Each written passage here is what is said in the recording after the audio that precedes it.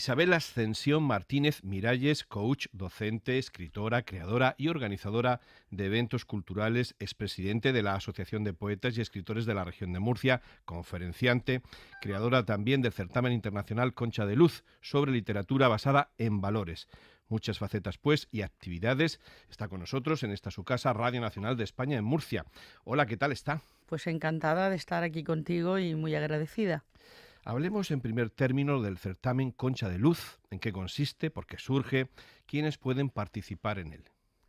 Bueno, el certamen Concha de Luz es el nombre que recibió desde su creación, que fue en 2011, y así abarcó 5 años consecutivos en los que se fue realizando y ha estado abierto a toda persona que escribiera su obra en el idioma español y en las 3 vertientes, los 3 géneros literarios: poesía, narrativa y teatro.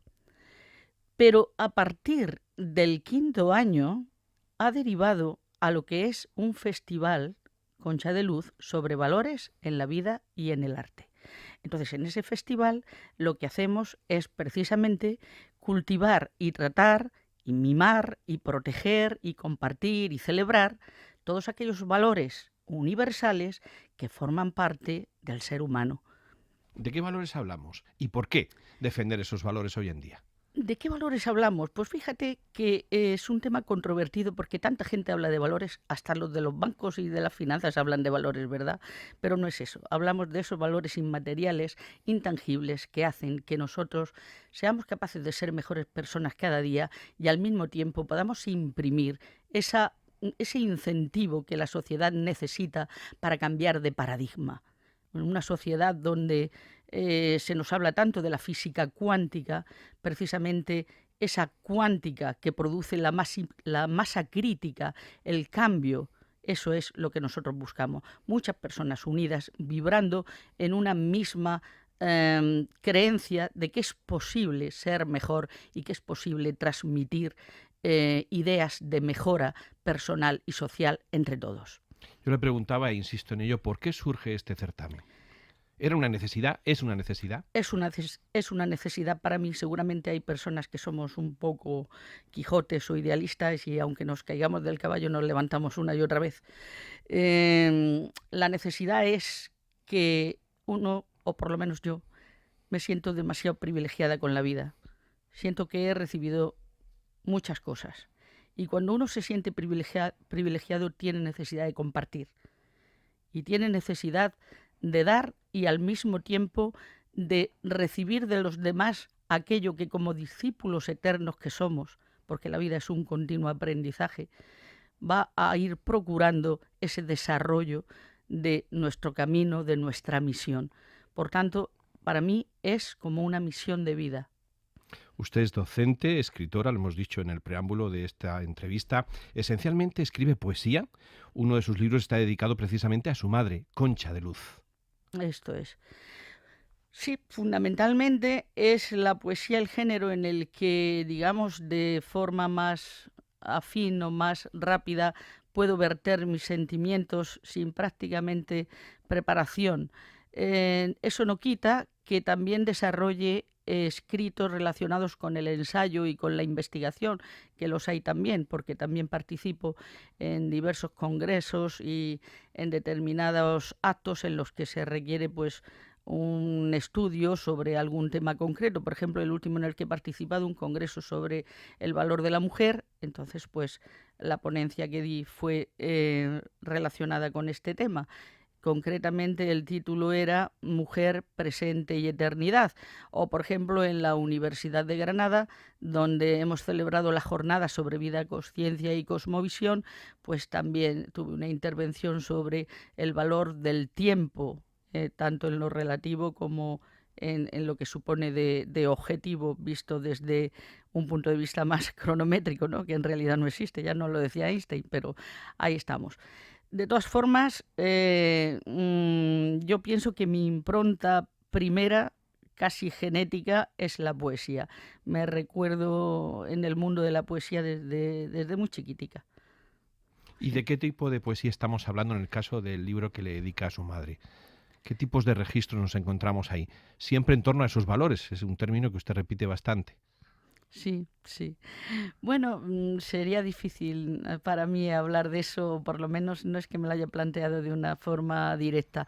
Sí que es verdad que he tenido la suerte de recibir muy buenas críticas y comentarios de personas muy respetadas dentro del mundo de las letras y de la literatura, como Eloy Sánchez Rosillo, Fran Serrano, Soren Peñalver, me prologó el libro, y todos vienen a coincidir en que hay un equilibrio bastante delicado entre el fondo y la forma, y que hay grandes imágenes y se desprende un sentimiento íntimo y exquisito que produce emoción en quien lo lee. Esto es lo que siempre se me ha comentado, porque que yo tenga que decirlo tampoco creo que sea la persona más adecuada. En definitiva, el texto literario es siempre un texto que lo completa siempre el lector, y es a él a quien debemos siempre el feedback que nos transmite. La retroalimentación. Exactamente. ¿Por qué escritora o por qué también escritora? Porque eso parece una redundancia, ¿verdad? De escritor y poeta. Bueno, pues sí, es que si eres Bueno, poeta, docente y tantas claro, cosas que iremos hablando, si eres poeta desgranando eres durante esta escritor. entrevista. Sí, Si pero er- ¿por qué escribir? Esa era la pregunta. ¿Por qué escribir? pues en realidad creo que es una manera de situarse ante el mundo. Eh, Normalmente se vive en una vorágine donde el tiempo parece ser un perseguidor, casi como el gato y el ratón, ¿no? Andamos todos encerrados en esa especie de laberinto, y la persona mm, cuando tiene necesidad, cuando siente la necesidad de escribir, realmente no se está circunscribiendo en ese círculo de vértigo casi absoluto en el que se encuentra la mayor parte de la gente, aunque uno también sea víctima de ello, porque es inevitable que somos hijos del tiempo, y este es el tiempo que nos ha tocado vivir. No obstante, hay una parcela de nuestra alma, y apelo a ti como mi interlocutor, porque yo sé que tú lo compartes perfectamente, te conozco, y además tengo también mucho que aprender de ti, eres un gran maestro y también mucho que agradecerte. Recuerdo que tú fuiste presentador del libro Concha de Luz en su momento, Hace ya unos años. sí, en aquel salón de actos tan bonito del Instituto Don Juan Manuel.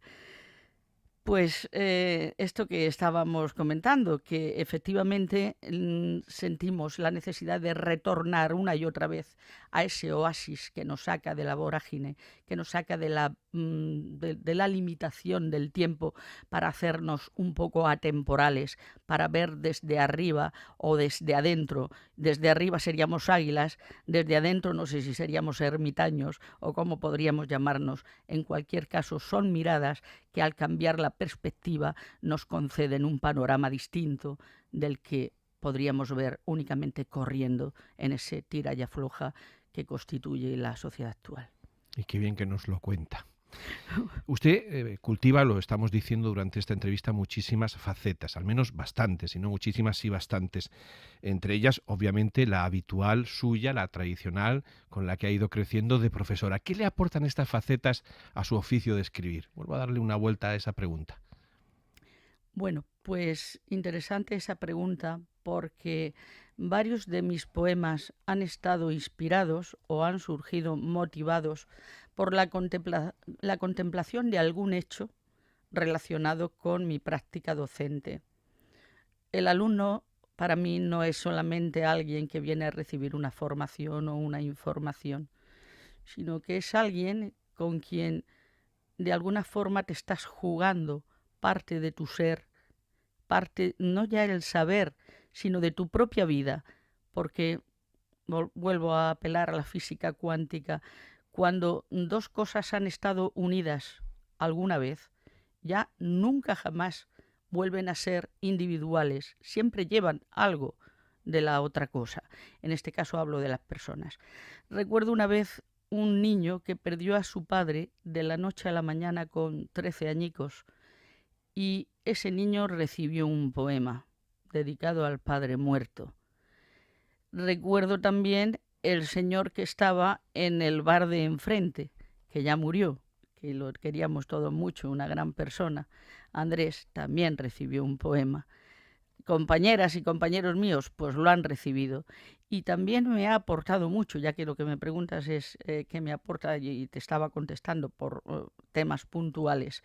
Pues lo que me aporta es una visión que viene a confirmar una vez más eso que yo entiendo como misión de vida, que es la continua evolución, la continua superación a la que el ser humano está llamado. Todos estamos en proceso de aprendizaje. Cuando yo miro a mis alumnos, yo soy una más de ellos, en el sentido de que yo también estoy aprendiendo con ellos y también estoy evolucionando. Es un poco como la alquimia, o si nos vamos al mundo chamánico igual, esa transmutación que se produce entre todos los elementos, y en este caso es el elemento es el espíritu, es el intelecto, es la sensibilidad, es la emoción, porque lógicamente el aprendizaje acompañado de sensibilidad y de emoción es mucho más efectivo y es mucho más perdurable. Y a usted le encanta, lo sé, el contacto con el público. ¿Qué tipos de eventos son los que organiza? Estábamos diciendo también en el preámbulo de esta entrevista que son muchos, sobre todo culturales y esencialmente literarios, pero hay más. Bueno, la vinculación que existe para mí entre el mundo de la literatura y la comunicación en general pasa por fuerza por el tema de la consciencia. Estoy convencida de que este mundo puede ser mejor si todos adquirimos conciencia, conciencia de nuestros actos, de nuestras palabras. Muchas veces juzgamos como malo, perverso, vil, acciones que en realidad han sido simplemente motivadas por una falta de conciencia, una falta de ver las consecuencias de sufrimiento que aquello podría conllevar. Seguramente eso hace que yo pueda a lo mejor justificar muchas veces cosas que para otras personas serían imperdonables, pero también es cierto que es una traba menos en la rueda del carro cuando uno es capaz de ver las cosas desde otra perspectiva. Por tanto, volviendo a la pregunta que me haces, los eventos relacionados con la conciencia están también entre mis objetivos y mis realizaciones. Y una de ellas es la jornada sobre vida, conciencia y cosmovisión, que se enmarcan dentro de un programa que se titula Mediterráneo Consciente y que ha ido dando la vuelta por distintas provincias de España, entre ellas Almería, Murcia, la Universidad de Granada, que nos abrió las puertas, Castellón, excepcionalmente por no tener Mediterráneo, pero sí que tiene un buen río Ebro, estuvimos en Zaragoza.